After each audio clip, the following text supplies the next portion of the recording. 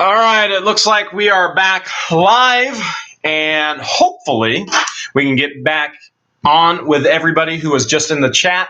Any questions that were in the chat are lost now, so we don't have those. You're going to have to bring those back for us. I don't think anybody's actually on this stream yet. No, it hasn't even popped up yet.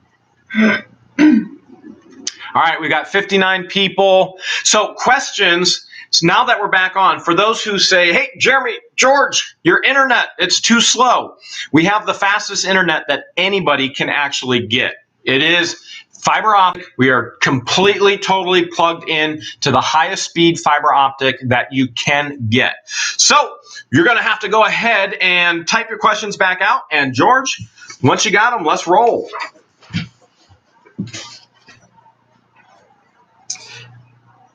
We're ready when you're ready.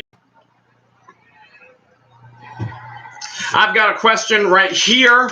As George is getting the questions, Danny Tandrup wants to know, would you ever consider going abroad to do storage unit auctions? And the answer is clearly yes. Yeah, we would definitely consider it. We want to. That's part of our goal long term, is to actually take the show on the road and in the camper. I already know that. But also, we'd like to go overseas. I've been plenty of places overseas, and George has been in plenty of places as well. We love it. So that would be a ton of fun for us, and to meet subscribers and viewers just like you, Danny. Yes. A lot of people are saying that we should talk to the provider, our internet provider. Already called the provider. Thank you for all your suggestions. Here's what you need to know. We have the fastest internet that there is. You can't get any faster. You cannot buy anything faster than we have. We've got it. It's fiber optic. We're tied straight into it. So we're still trying to figure that out. We've been on the phone weekly with our internet provider. We've had the text come out, no issues. Therefore, what we continue to experiment with is George bought a brand new camera, and that could have been the issue. We are experimenting with microphones. We're experimenting with different software programs as well. We still have not found that one, and for some reason we get cut off and we don't know why. So we'll continue to try and figure that out. It's frustrating, so please be patient with us. We're trying to work out the kinks. Christine Gehrig says, I hope I answered your question about the mortar and pestle, about how to clean it. Absolutely. Thank you so much. Appreciate all of your help.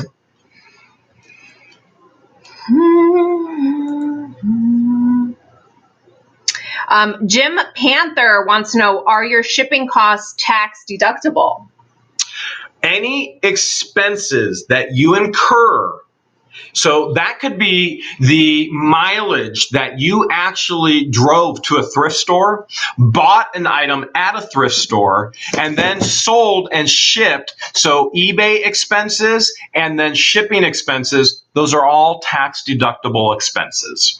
Anything that you incurred in regards to an expense, tax deductible. Keep your receipts, keep track of your mileage. And if you're making bank, remember, over $20,000, eBay and PayPal, they're going to file IRS paperwork, okay? Under $20,000, they're not. So any expenses that you have, you want to deduct that. Remember, the IRS and the government doesn't give you that money back. So let's say I have $10,000 in expenses, tax deductible expenses this year. I don't get that money back. I just don't get taxed on that money. So let's say that the government would take 30% of that as a tax. I just don't pay the government that 30%. By showing the receipts. Samuel Carr says, please talk about the changes in taxes for 2019. For instance, the charitable deduction went away. Okay, 2019 charitable deduction, I don't know about that going away. I've worked. It used to be where you can say that you donated $500 worth of charity without receipts. So in regards, I don't know what you're claiming in regards to that. So what I do know is I worked in nonprofits for many years, and one of the biggest deals for us with getting gifts and gifts in kind, physical items, was to be able to give a tax deductible receipt. I'm still giving here in 2019, and I've gotten tax deductible receipts from 501Cs and 501C3s, which those are IRS statuses of nonprofit organizations. So I don't know exactly what you're talking about. Here's what I can tell you in regards to taxes. When giving anything $500 and over, unless something has changed. That doesn't mean something hasn't changed. Remember, everything changes. And for me to be an expert in absolutely everything, that would mean I was a YouTuber and spent all my time on YouTube commenting on people's videos, right? But that's not what I do. I make videos, right? And so I can't be an expert in absolutely everything and know everything that changes. Therefore, you would want to get the information from a tax lawyer who will know for sure that every single day. But what I can tell you is any gift or donation above $500 and above can actually bring on a IRS audit. So when I give a donation, everything is under $500. So I do my donations. I may give 3 donations a day, but it would be $400, $400, $400. Therefore, I don't bring on a tax audit on myself. Why even hit those thresholds? So if that's sort of what you're talking about, I hope, but you'd have to get more detailed for me to understand, because I haven't heard of any changes. We haven't heard of that. Sean Drake says, Jeremy, you have the personality to have your own TV show. Have you ever thought of that? I think we're doing that. Are we doing that? Well, technically, yes. We have our own YouTube channel, so we are partially TV, but I think he's asking if a network were to pick you up, would you ever consider having your own TV show on a bigger network outside of YouTube? George, you picked me up. So, I mean, I don't, I'm already claimed by George. In regards to a network, if they were to pick us up, I used to be a professor, an actual professor, and my students could get a master's degree with me. And it was educational, experiential educational. They worked with me, and therefore they got fully accredited. They got their degrees. And they always said, Jeremy, your life, you need your own reality TV show. And I said, well, if I ever had one, I would call it What the Hales, because it'd be easy to market it. You would just say, what the Hales is he going to do today? And so we're kind of there already, but well, let me ask you a question that piggybacks on Sean Drake's question. If you were to choose any network, which network would you go for? Is there one that has an HALE $ in it? No, unfortunately, not yet. Oh, not yet. I doubt a network would come What's after the network us. that American Pickers is on? Oh, that's right. Yeah. American Pickers. What network is it, guys? Help us out. Whatever network American Pickers is on. Isn't Pickers on A&E? So I love Pickers, and and Storage Wars is on. What about HGTV, since you're handy? Well, I do all my. I did say do. I do all my own remodeling and business, and yeah, I suppose if something happened, then we could do something. But I'm just in awe anybody even watches these videos, let alone starting to try and think about a network. All right. Grumpy John wants to know, hey, Hales, did you ever get any of the slots working yet? Do you want to answer that one? Because you know the answer. The lights come on, but he hasn't been able to tinker with them to get them to properly work just yet. But we do have local, they're not called, what are they called? The places that you were referring to today. The gaming businesses? Yeah. To reach out to them and see if they would be interested in buying them, or even maybe they may know someone that can. I told George today that I was going to stop at the local gaming businesses and see if they had any interest. But I haven't even been back to the warehouse just because of schedule and busyness to even try and do anything with them yet. So good question. I just haven't been back to mess around with them. I've got one here while you're looking for the next question, George. Tori Ward. Shout out. Who are we shouting out? Lazy Walking Pea. We need to shout out the Calumet Falls, Oregon. Wow. All the way from Oregon. Tori Ward wants to know, hi, Jeremy, what do you do when you have tires in a unit or tires on a rim? Good question, Tori. I've actually seen storage units opened up, filled with tires. And you go, why in the world would somebody do that?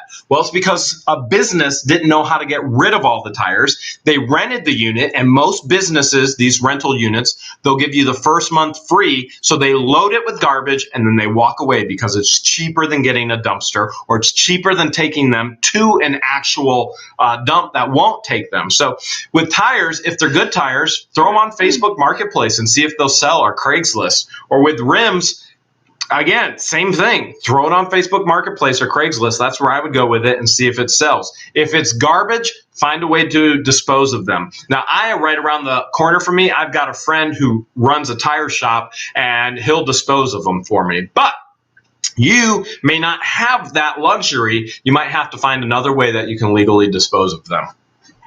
David Kerr says storage auctions are better than playing the lottery. You get something with every purchase. I agree. When you play the lottery, you'll lose 9 times out of 10, right? Or you break even, you get a $2 scratch-off ticket, and then you get $2 back. With a storage unit, there's potential of losing, but if you profile it right, there's more potential of winning, which is huge. All right, I got Darla Seafloof. I hope I said that right, Darla. Seafloof. Please talk about what you do when you find a firearm. What are the steps to make it legal? This would be a great topic for Sunday's live stream. Darla, you absolutely are correct, and we've touched on it multiple times. So the very first thing you have to do when you find a firearm is you have to consult your state laws, all right? Because laws in each state are what, George?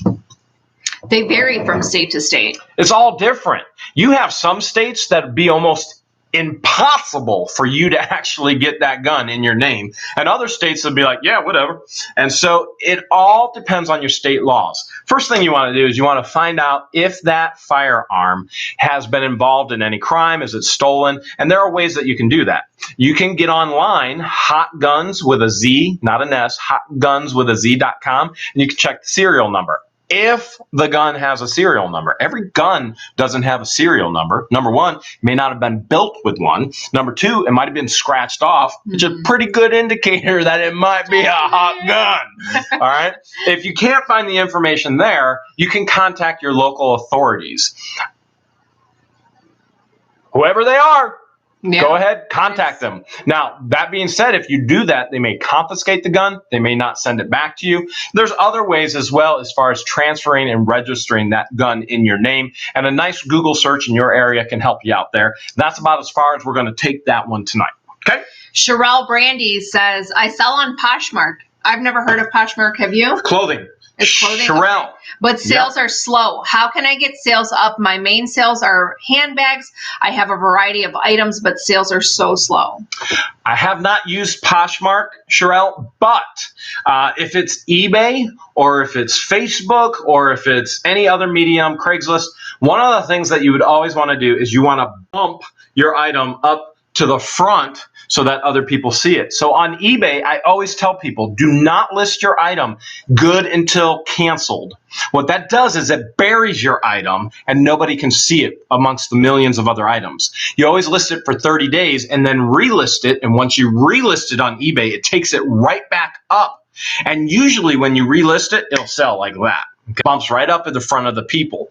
Now, because I haven't used Poshmark, because the volume that I sell is so great, I have to go where the most buyers are, then I would say some principles probably apply over to Poshmark as far as bumping and getting that item up in front of somebody. With Craigslist, what I'll do after a few days, I'll delete the actual posting on Craigslist. Then I will put it back up, I'll repost it, and it jumps back up in front of everybody. So whatever you can do on Poshmark, I'm sure there's a way to get that back up in front of everybody. With Facebook Marketplace, you put a comment in on the post and it jumps back up. So there's got to be some principles that apply to Poshmark as well. Poshmark is mainly for clothing and handbags and things along those lines. All right. John Boy 6247. Oh, actually, Millie Turner. When will you two tie the knot? Do you want to answer that one? We just celebrated our 6-month anniversary yesterday, so it's too soon. But right now, we're still taking the time to get to know each other. I'm not in a rush to get married. He's not in a rush to get married. I want to. So there are some serious things in marriage. Marriage is a serious thing. So number one, we're still getting to know each other. And number two, I have circumstances in my life that may hinder that. For example, divorce hinders a lot of things. And I have 3 children, and I have an ex-wife that continues to try and get as much money as she can from me. So if we were to actually get married, what could my ex-wife do in regards to her salary? Mm-hmm. That's not a fun thing to think about. That's a reality. My ex-wife could go for her money. That's not a good thing. And she's got goals and things along those lines as well as she wants to accomplish. There's a couple things that I want to accomplish first before we discuss marriage, but basically next month. We're thinking next month will be. So there are things in our life that we're not there yet. Oh. I got another one here. Okay. Glenn McDaniel. Hi, Jeremy. My wife and I have a question for you. When you find guns, where's your go-to place to sell them? Glenn, enjoy. Well, particularly when we find guns, we typically don't sell them. Unless it's a non-working gun, then I would sell pieces and parts on eBay. That's okay. That doesn't go against their policy. So I would keep them personally. But if you wanted to sell them, there are all kinds of gun swap meets, things along those lines where those would be good places to sell them. The other thing you can do is Google a lot of different discussion boards and topic boards for gun buyers and sellers. And there's all kinds of swapping and trading of guns. All you have to do is do a Google search and you'll be able to find those areas which best are suited for it could be the gun that you have, because there are some topic boards and discussion boards that are dedicated towards Smith & Wesson or towards you name it. So it would be the gun that you have and trying to find that appropriate place. So that's what I would look at, Glenn. Sean Drake wants to know, did you get the nose hair trimmer to work? What do you think? You let us know. John Tracy wants to know, can you turn into the storage facility any prescriptions you find, being that it is personal property? Here on Long Island, you cannot legally just throw them away. Okay, so it varies from state to state. Why you want to answer that? Here in Ohio, I work in healthcare, and in Ohio, usually what they do is they just flush them down the toilet. So you can attempt to turn them into the storage facility. They may or may not take them from you. So you would have to look into your laws. If you cannot legally just throw them away, then you're going to have to figure out how to do them there in Long Island, because your laws vary from Ohio. So here's what I would say with experience in Ohio. Again, everything varies. 99% of the stuff that you give to the storage unit, they're going to look at you and go, why are you giving this to us? Yeah, nobody ever comes back and claims it. Yeah. Nobody. There's a reason why it's abandoned. So why even waste your time? Figure out a way to get rid of it. So I wouldn't even bat my eyes twice and go, okay, well, I can figure this out without getting in trouble. Because they're not going to do anything. They're not going to take it. They're going to tell you own it. They may know too. Ask the storage facility. Ask them. They may know. The other thing I would say in regards to drugs, prescription drugs, we have a community day where the police will take any drugs and da-da-da-da-da. I'm just not dumb enough in my community to walk up with prescription drugs that aren't in my name, that are narcotics, and I'm not going to do that in my neighborhood with my police. Yeah. So you figure out how that works for you. Steve Gerbig says, when profiling, if you see $500 worth of stuff, how much do you go over for what you cannot see? So he's asking, what's the highest bid you would go if you see $500 worth of items to resell? Well, that depends on a couple things. Number one, that depends on how much money do you have to spend. And remember, we're not going to spend any money that we can't afford to lose either, okay? Because it is a risk. With profiling, you make it a calculated risk. Now, I can confidently tell you I've never lost money. I'm not losing money on any unit I've ever bought. The goal is always to break even, but the goal is to do more than break even. It's to make money. So the second thing is how much of a profit, a return, we'll call it an ROI, return on your investment. You hear ROI all the time. How much of a return on your investment do you want? That's all up to you. I can't make those decisions for you. If you see 500, that's all you see. It's up to you. How much money do you have? How much can you afford to lose if it's not there? And how much of a return on your investment do you want? You have to do those calculations. I can't do that for you. Yeah, so set your budget and kind of use your own judgment on how to do that. Or consult the boss, and the boss will tell you exactly what you're allowed to bid. Christine, and I always butcher her last name. I'm just going to call you Christine G. She wants to know, do you have to file income taxes based on profit on a unit? Okay, so income taxes based on profit on a unit. Remember, the law in regards to casual sale. Do you have to file income taxes based on your profit from a garage sale? You probably legally, in my area, I can legally have 6 garage sales during the season, okay? And if it doesn't go past a certain threshold of money, it's termed legally as a casual sale. It's casual income. Therefore, it's not taxable. But then talk to an IRS agent, and an IRS agent's going to tell you everything is taxable. So first thing I would tell you is you need to talk to your tax preparer. If that's you, then if you're going to start doing things that are bigger than yourself, you need to have people in your corner who know those things. Therefore, find somebody who's a specialist in taxes, because you want to transfer the liability of your taxes to them. I have my taxes done every year. I would never, ever, ever do my taxes. I pay somebody to do my taxes. Too much going on in my taxes for me to screw it up. When I transfer the liability, they're liable for any screw up. And if I get audited, they're liable. And if I have to pay more, they're liable. You're making money. Invest the money in good people in your corner, such as your tax preparer, and ask those questions of your tax preparer. If you ask me with the limited information that I know, you're just at a casual sale. If you're selling on eBay and through PayPal and it's tracked, over $20,000 is going to be sent to the IRS. You're going to get the paperwork.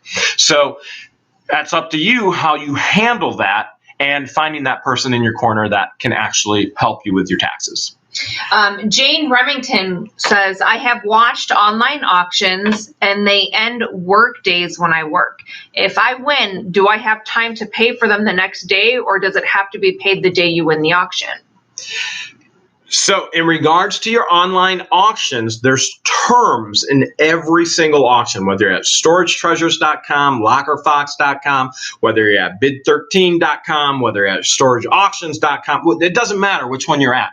They all have terms, and you have to read those terms. Some of them are going to say you have to pay in 24 hours. Some of them are going to say you have to pay in 72 hours. It's all dependent upon those terms. But they always charge your card first, whatever that They're going to take a percentage on your credit card. On your credit card. Then the terms tell you when you have to go pick up that unit. Yeah. If you have 72 hours, you've got 72 hours. You're going to have to go when somebody's there in the office and pay them cash plus just your purchase price cash, plus your security or your cleaning deposit fee as well. And then once you clean it all out, you can get that cleaning security fee back, unless you want to forfeit it and leave all the garbage behind. Thumper Bunny wants to know, Jeremy, this is Melissa. You talked to me on Facebook Messenger. My question is, U-Haul prices are killing me since I haven't made money yet. Is there a less expensive way? There's a couple ways. You can see if you could borrow, if you have friends that have pickup trucks, or borrow a trailer. They're not very easy to drive and maneuver if it's your first time, but I know if you guys have a Home Depot, you could always rent one of their pickup trucks. Where else? What other Well, places? the thing that I would say is you have to do a cost versus value analysis, okay? What's this cost me, and then what value do I get from it? This is just with anything in the life. So cost of U-Haul versus the value of U-Haul, is it worth it? Cost of, I'm not going to get a U-Haul, I'm going to rent the unit out for a month versus the value. Am I making more money renting the unit for a month than I am getting a U-Haul? And just taking, a portion at a time. Selling a portion off, and the business is paying for itself. Cost versus, I'm not going to rent U-Haul anymore. I'm just going to invest this money into buying a truck or buying my own trailer versus value to you. So for me, I have a truck, I have a flatbed trailer, I have an enclosed trailer, I have a warehouse. Those are all expenses, but the cost has value that justifies the expenses. You've got to be at a point in your business to really, you have to analyze cost versus expenses to make the decision, is U-Haul the best route for you? Now, it's an idea that I give you all the time, but my first question would be, are you buying $1 units? Are you buying units? And again, I don't remember. Yes, we probably talked on Facebook. Just keep this in mind. I get hundreds, if not thousands, of messages through Facebook, YouTube, Yahoo mail account. I can't keep it all straight. So I don't remember what you bought. I apologize. But if you're buying $1 unit, or are you buying $1,000 unit, where's the profit margin? We kind of talked about that earlier too. You have to figure out where that profit margin is.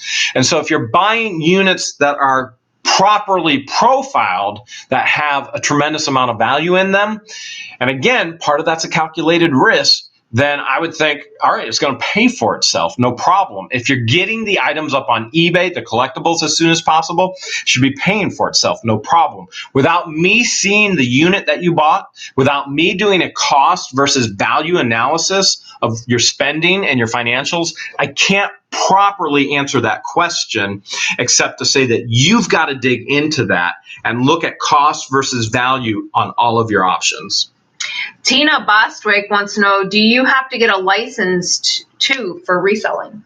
All right. So there is a thing called a vendor's license. But if you're reselling on Facebook, if you're reselling on Craigslist, if you're reselling on eBay, you don't necessarily need a vendor's license until you hit a certain threshold. Specifically, you may be in a position where you really have to evaluate whether you're going to get a vendor's license or not. And if you get a vendor's license, then you have to start charging state tax and sales tax and things along those lines. My guess is you're nowhere near that threshold right now if you're asking that question. That's my guess. That's not to be disrespectful. That's just, it's an assumption. And we all know when we make assumptions, what it does for me, what it does. Okay. But if you're asking the question, you're probably not there yet. And so at this point, I would not encourage you to really get into that vendor's license. And you can get a vendor's license, $50, maybe somewhere. It all depends on where you're at, what the cost is going to be. Your average is probably going to be around $25, $50 for the vendor's license. But keep in mind, you're going to have to start charging tax as well, and then claiming all that. And then that goes into your taxes. And again, that gets right back into the point where you have to have a professional in your corner who knows all of this information, because you cannot be an expert in all things. You just can't, which means you have to have individuals surrounding you who are. I don't know a lot about healthcare. You know who does? This girl. I'm new with reselling, so to answer your question, I don't have a license. I don't need one. No, you're nowhere near needing I probably won't need one. Pamela Lynn wants to know, how can I use calculated shipping if I do not know what packaging I'm going to use? The way I package depends on where the buyer is, so measurements will differ. How can you use calculated shipping? Well, first of all, here's if you were to come to the training on March 30th, the very first thing I'm going to tell you to do is don't package anything until it sells. But I am going to tell you, you absolutely need a scale, and you have to weigh that item first. And then you're going to make a calculated guess on how much packaging is going to weigh.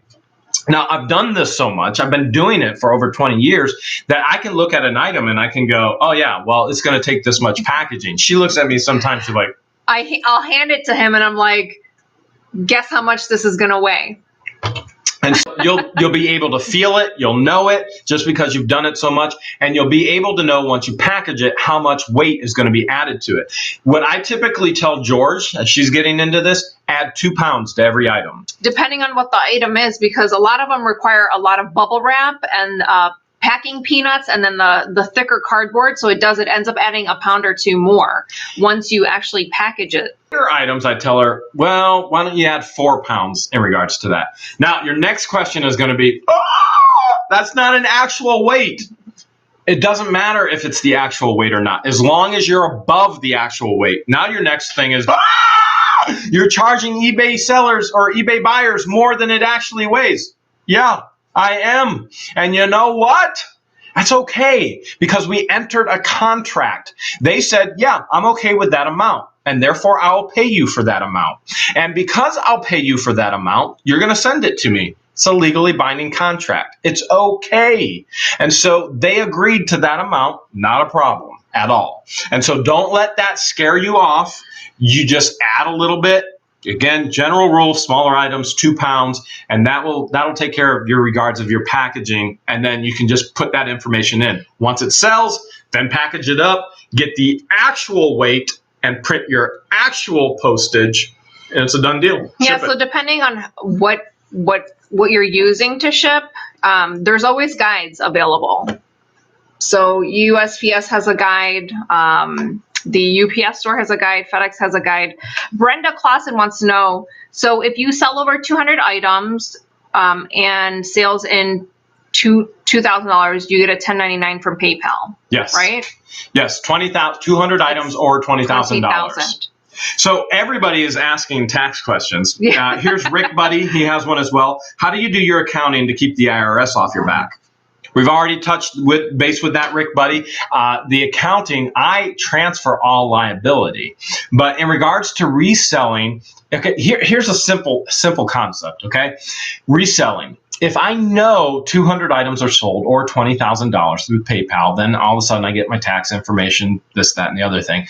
Wouldn't it be wise of me to do things legally, number one, but then do things within the loophole of the system as well? So if I had an account that hit 20 grand, do I know anybody else who could sell on their account and I don't pay taxes?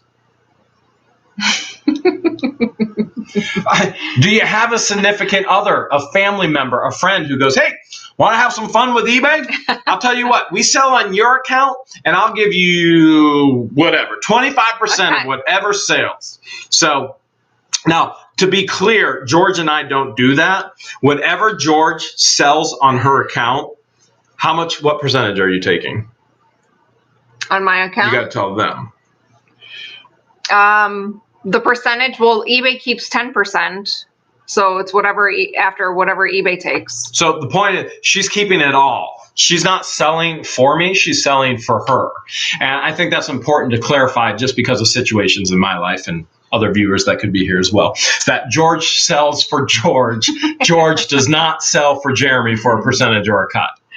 Misconstrued wants to know, Jeremy, how come you don't wear a respirator? Luke, with as much as she crop dust me, maybe I should. What do you think? We do have those respirators, remember, from the drug unit? We do. We have 2 of them or 3 of them. Were you breathing heavy or? Well, she's referring to all the dirt and all the dust. And no, she's not referring to the crop dusting, although she should. All right, Jackie Labarge wants to know, what about insurance on storage units if something might happen? All right, Jackie, you can get insurance. It's just like renting an apartment, renter's insurance. Mm-hmm. And so I have apartments and I rent them out. I can't insure your item. I insure my building. The same goes for you. You rent a storage unit. The business insures the unit, but you can get insurance on your items. So good idea if you want to get insurance on the items if you have them in a storage unit. Yeah, and most storage facilities will offer insurance. Sock Day says, don't say the A word, audit. Oh, that is a bad word. That is a bad word, audit. Island Nugget says, what I heard was you couldn't claim more than $10,000 to charity per year. Again, someone told me that I didn't see it or hear it with my own eyes or ears.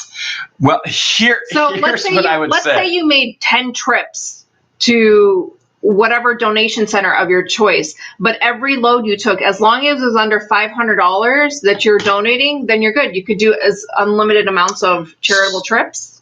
You can do as many trips as you want. As long as the load that you drop off is under $500. So here's the challenge that I have what you type. You heard this, okay?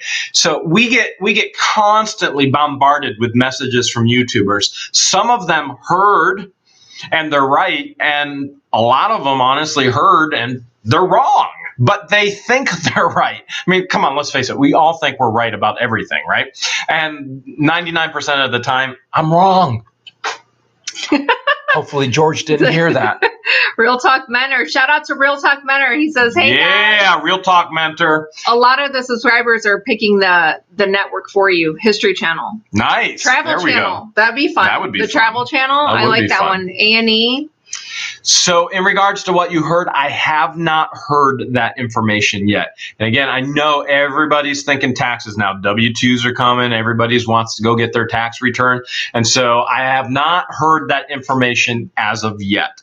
I could be in a lot of hurt this year. If that's true, if $10,000 is the cutoff, then I can tell you that I was a part of fighting a lot of legislation when I was running a nonprofit, 501c3, with government. Government wants to get rid of that. And specifically, no matter how you feel about a president, okay, I'm going to say Obama. Specifically under his term, Obama was trying to get rid of all of that because government wants the money and the taxes. They don't want you to not get it. And so all of these nonprofit organizations getting all of these things, and government's not getting their cut. Government wants their cut. Specifically under Obama, there was a lot that I was trying to fight with lobbyists and other things in regards to the nonprofit world. And so there are fights that I'm aware of that have been happening in government for a long time to abolish any type of giving and tax deductions. But I think it's going to be a long, hard trip for them to get rid of that because I don't think the Americans are ever going to have anything to do with that. We need our tax deductions. Derek Templeton says, will you guys ever go to Tennessee for a storage auction? I'd love to meet you guys. Tennessee, yeah. We plan on hitting up every state. Smoky Mountains, here we come. Desert Dragon Works says, my question, how do you guys go about shipping oddly shaped items such as swords or extremely long piece of art that George was looking at?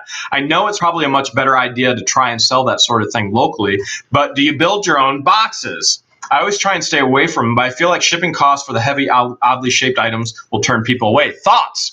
Well, we build our own boxes. As a matter of fact, I have one today. I have one that I built today. All right, so here is a very oddly shaped item that I built for. And you can see it's not exactly box shaped, but I built the box. So this is a antique Craftsman car creeper, the little cart that goes under a car when you work on a car, that I didn't have a box that actually fit it. So what I did is created a box with two other boxes. So a lot of times we'll joke with each other when we have eBay packages to ship, and we'll go, hey, you want to go build a box? People go and build bears. We just build boxes. Why not build a box? So I even said to George today, I said, do you remember what I said to you today? The one thing that I hope that you learned from me is to think outside of the box. See what he said there? Do you see? I hope you guys all learn that too, as I just lost my pen. Not that I need it, but and it may need it for an illustration. I hope you learn that as well, that you can creatively problem solve. Always think out of the box. There's always a solution. So our viewers clarified, American Pickers is the History Channel. Oh, there we go. Storage Wars is A&E. Okay. So which one of the two? If you would pick one out of all the networks. I don't know. History Channel, A&E, or Travel Channel? Sweetheart, I defer to you. Whatever you want. If you're happy, I'm happy.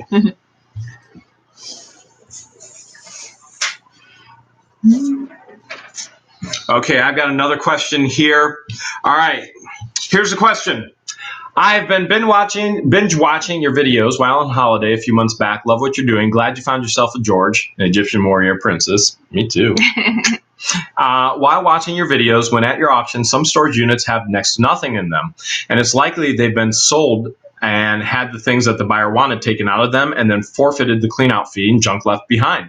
The owners of the storage company then try and resell the second time or third time. I was wondering, do or can a storage company take 2 or 3 junk units that fail to sell a few times, join them all together to make one unit so they'll sell and the storage company recoup some of the money back? Plus, by joining 2 units to one, it would free up a unit to be re-rented out. Thoughts? P.S. I see a Tassie parcel in your near future. Kind regards, Renee from Nay's Kitchen and AKA Will Tassie Prepper. Okay.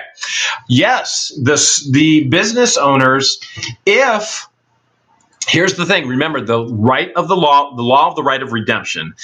The previous owner can come and pay their back fees, their delinquent fees, up to the point of the auction. If it went to auction, and even if it no-saled, or if it went to auction and it sold and people came in and took what they wanted, they cherry-picked it and then left behind, the storage unit business then can do whatever they want. 9 times out of 10, they have a facility manager. It all goes in a dumpster. But that's not to say that a storage business wouldn't take items from one unit and another unit and combine it all together and go, okay, this is one unit. So particularly one place here in Wooster at Spruce Tree, I know that locker number 84 is always that. They do that, but they clearly share that with you as well. That is the business locker where they put all the things, okay? So I know that because I know the business and I know the individuals, and so they could do that. I don't think it would be wise for you to actually bid on it, though, if you think through your profiling that's what's happened. All right, what we got, George? Mary Gore says, I sent an email with the pic of the swords we found in our unit. Oh, good. Yeah, they found 3 swords. 3. Oh, yeah, that's right. Yep, 3 swords. And thought of me. John Forwald says, with all that cheese, George will be crop dusting you for a month solid. I love it. If you only knew. Teresa Borden says, thank you for all the information about thrifting and selling on eBay.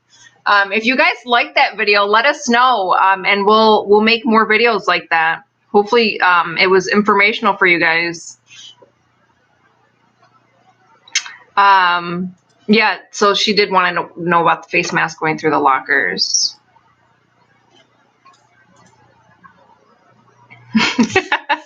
Steve Wagner says, with all the cheese, you will start a global warming with them cheese farts. Okay, while you're looking for a question, I'm going to share another success story, okay? This one is from Yvonne Bennett. She says, hello, Jeremy and George. I wanted to let you know I finally got a unit. I bought one, and as I was just leaving to go get it, it was canceled because the tenant paid. But I didn't let that stop me. I went right back on, won another unit. I drove through the snowstorm to get it. I paid $50.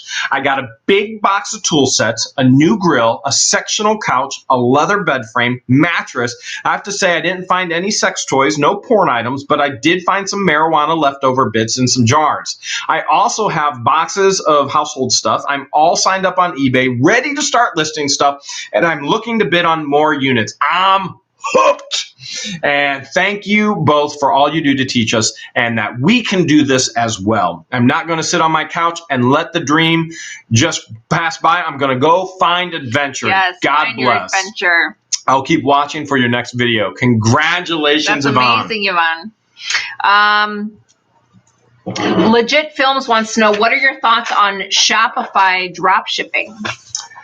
Shopify dropshipping, I have no thoughts because I haven't used it yet, and therefore I haven't explored it, and I try and use what's easiest and most convenient at my fingertips, and eBay makes it so convenient and easy, I really don't have to explore anything else. So, because I get free items, I get free insurance, I get free delivery confirmation with USPS, I haven't explored. Lisa Countryman wants to know, how do you deal with the fake bidders on Facebook?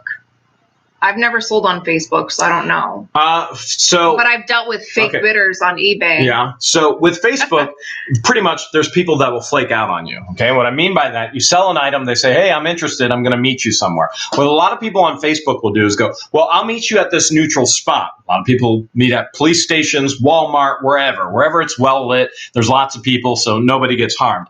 I got so sick and tired of that. I would tell people, all right, here's my address. Come to my home. And women specifically would go, I can't do that. I went, you can't do that? I bet you I put a garage sale sign up in my front yard and you'll not only come to my home and pick something up, you'll come inside my home, in my garage where I could shut it down on you. And they go, oh, you're right. I'll meet you out in the street.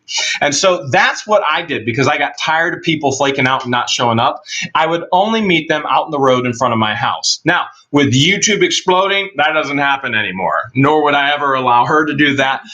What happens is there's a warehouse, there's space there, and there's an employee that works with those individuals as things are sold and they are picked up with.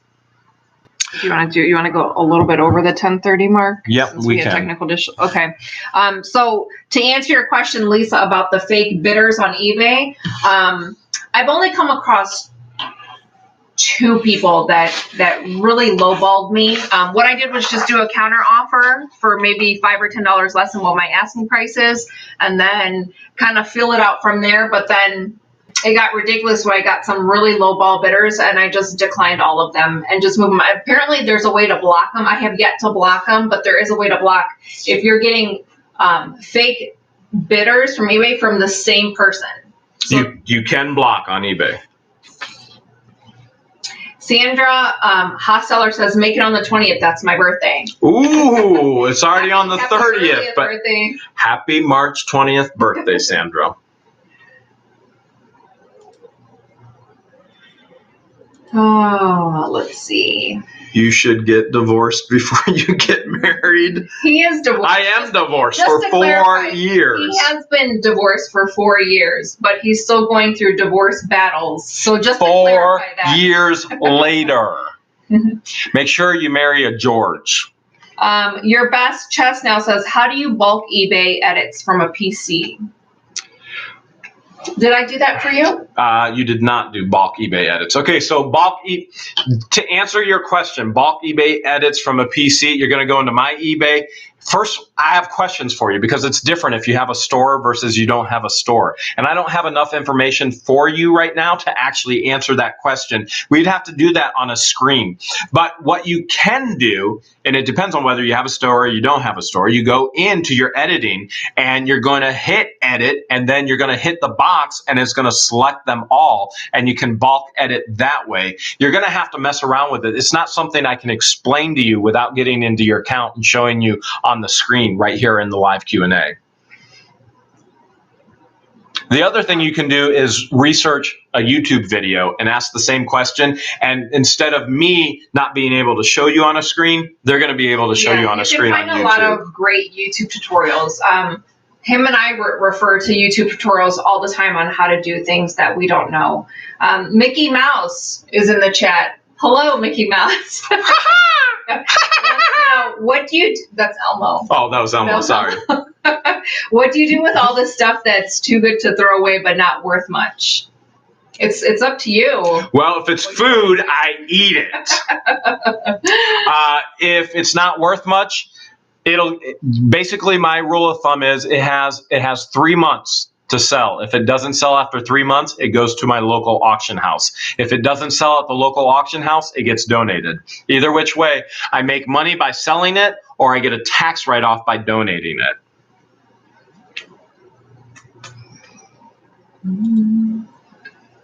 Lots of comments about drugs. On what to do with prescription drugs. I'm just telling you from working in healthcare, that's what we do is just flush them. Jeanette Torres wants to know, my question is, what does the light when you see a green color of a glass? So in other words, what does the light do when you flash it on the green glass? The black light? So the black light on the depression glass or the uranium glass, it will show a glow. Now, the only issue with that is God has blessed me with these eyes that don't work like yours. So they're colorblind. So you see the whole world in a different array of color than I do. So my eyes are broken, but I kind of think of it in a little bit of a different light. I get to see something that nobody else does. I get to see everything in a unique, beautiful perspective that I'm the only one. Tracy Brown wants to know, do you sell for someone else if they need help? I would not sell for someone else, and nor would I encourage you to sell for anyone else. This is why. Now, I think what you're asking is a very easy, simple question when you say, would you sell for somebody else, or do you sell for somebody else if they need help? I have no problem helping anybody. That's one of the reasons why I created the actual YouTube channel, because I am a teacher at heart and I love to help. I devoted most of my life to full-time ministry, helping and serving others. And so that's part of the DNA who I am.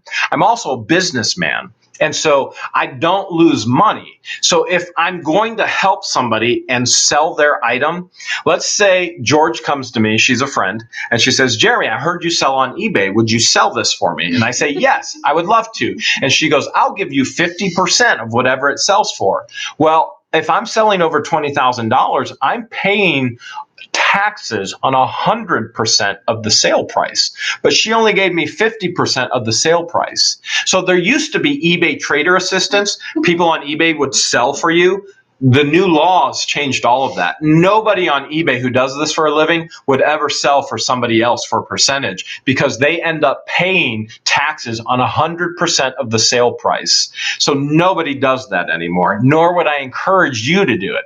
If you're doing small scale, you know you're never going to be anywhere near that. You got a couple of friends you want to sell, you think you're going to make $1,000 in the year, go ahead, help each other out.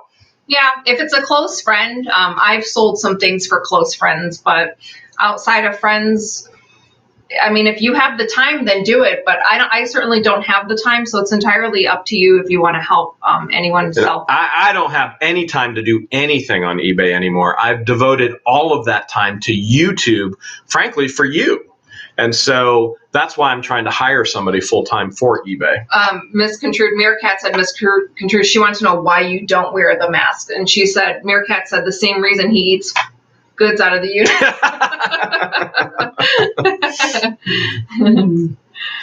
Scott Shelton wants to know, best ever find in a unit. All depends on what your definition of best ever find is. So if you love video games, you're going to think the best was video games. If you love swords, like somebody I know, you're going to think it was a sword. If you love antiques, you're going to think it was antiques. If you love slot machines, you're going to think it was slot machines. For you, it's a handful of things. You're passionate about old games, old toys. I love old toys. So for him, the best find for him is old vintage toys. The reason why I love old toys is because when you're reselling them, you're not selling toys. And it's one of the things I try and get into people's minds. When you're selling on eBay, you're not selling toys. You're selling memories. And so you take an item and then you reconnect it with an individual, and you've done more than just sell them something. You've reconnected them with some of their fondest memories in their life. And so I love that. Cheryl Tyner wants to know, ever found an item that looked like trash and found out that it's worth some good money? You did. You found me. Oh my God. She was like, he trash. And she was like, whoa, hold a second. He's got a $sign in his name. Maybe there's something there. We both know I'm unemployed. So I haven't got a penny to my name. I'm completely and totally unemployed. Right, baby? You're fun employed.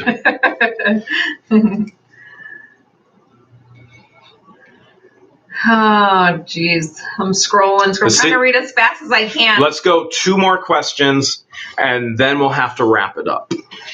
Okay. Meerkat is getting the work in tonight.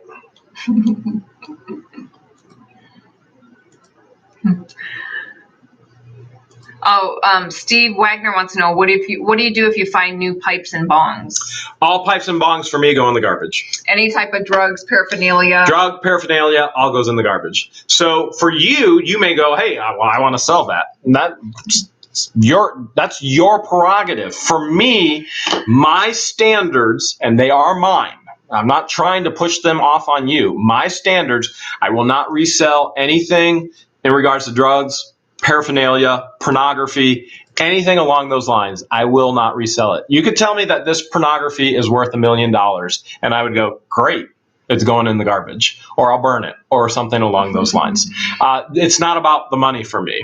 So I don't need the money. It's not about the money. This is all fun for me. JK wants to know, what is the best food to eat from a unit? Unexpired. The ones that aren't Stay expired, tuned. The ones that aren't. Stay tuned, because I'm going to be buying more units this week, and you're going to find and you're going to see the best thing from a unit. I personally wouldn't eat anything from a unit, but he has found new food hasn't been still within, that hasn't expired, that he's eaten. So he's eaten all kinds of stuff. Someone said orbs are good for you. Of course orbs are good for you. Just think how many orbs you've consumed. That's true. Especially when I open that urn. All right, one more question and then we have to wrap it up. Lisa Countryman says, do you sell from your warehouse? The answer is yes, Lisa. So what will happen is I have an individual who works for me, and she loves the aspect of running the warehouse and having weekend sales. So what will happen is we'll open it up on the weekend, and the community can come in and walk the aisles and make offers, and lots of things are priced already. So if it's not collectible enough to sell on eBay, then it will kind of be in a garage sale type style, and bigger furniture, things along those lines. And we'll do a post on Facebook Marketplace. The community can come in, look at anything and everything, except the areas that are roped off, that are for reselling on eBay. And if she opens it, she opens it. If she doesn't, she doesn't. We have a ton of fun with it. All right, George, that was our last question, right? Yes. Okay. We've got one more story that I'm going to we've got actually 2 long success stories. And so we're going to save one for next week because we don't have all the time. And then we're going to share one right now. Okay. You ready? Jeremy and George, I subscribe to your channel. I've watched all of your videos. Love them. Capital letters, exclamation point, exclamation point. Back in the late 90s and early 2000s, I used to do auctions on Yahoo Auctions so I could stay home with my oldest child. Yeah, I know I just dated myself, but I never heard of storage auctions. However, now all the kids are out of the house and I'm starting the side hustle. She dated herself and she said, hi, side hustle. That's pretty good. I'm starting the side hustle and starting a business with a friend of mine. Look, she even got a friend in on it. We went to our first storage unit auction here in Nebraska yesterday. It was 13 degrees when we got to the storage lot and it was snowing. I layered up even with 2 pairs of socks and my toes were still frozen. I wear 3 pairs of socks and my toes are always frozen. Still, 20 people showed up and there were about 30 lockers being auctioned. I used every tip in your videos. I got the 4th locker for $321. That's with including sales tax, which was a 5x10 unit. I even passed up a lot that had a motorcycle that sold for $110. However, it had a large freezer and 4 nasty mattresses. I didn't want to haul that. The 4th auction was in a climate-controlled part of the storage facility. That's always good. One of the people looking was nice enough to shine a flashlight in the unit. They always shine for us, don't they? And I could see the cobwebs, the dust on the displays, the shelving units. It was stacked floor to ceiling with neatly packed cardboard boxes, and it was very neat and tidy. That's always a good sign. Always a good sign. I've attached pictures, and she did send pictures so that you can see what we got. We started to open boxes. We found that every single item was wrapped in paper. There was no garbage to haul off at all. There was only small boxes of items that we even sent to Goodwill. Every single box was a winner. All items were clean and pristine. We'll probably never see a unit like this again. It was nice for a first auction. One of the pictures is of the totes that included jewelry in the box. The dates range from 78 to 2004. There were 397 jewelry boxes in either mint or good condition. And yes, I counted them. I'm weird like that. Nothing weird about that. Come to find out, the owner of the storage locker owned a collectibles shop and went out of business. She packed up the entire business and she stopped paying. It was exactly the stuff we were looking for. Thanks for all your videos. They're great. We look forward to more auctions. Deborah Schueth. Deborah. Great story. Whoa. Wow. Whoa. My goodness. Your first auction, that is absolutely incredible. Amazing. One of the things we always say, if we can do this, you can do this. So this has been Jeremy. And George. Thanks again for watching. Don't forget to subscribe. Remember, March 30th, we're going to do eBay training all day here in Wooster, Ohio. If you want to register, where do they register again? At whatthehales@yahoo.com. And Hales is just an S, not the $. Yahoo wouldn't let us use the symbol. So just whatthehales with an S at yahoo.com. We're going to ask you for a $29 deposit to secure your spot to help rent out the conference room. But everything else, all the information is free. Get your email in now so you can secure a spot before they all get taken. And with that being said, we'll see you guys next Sunday. Whoa. There you go. We'll see you guys next Sunday. We apologize for the technical issues. We'll get it figured out. Thank you so much for being patient with us. We'll see you next time. What was this? What was? That's just a send off. The send off. Send off. Ship ahoy!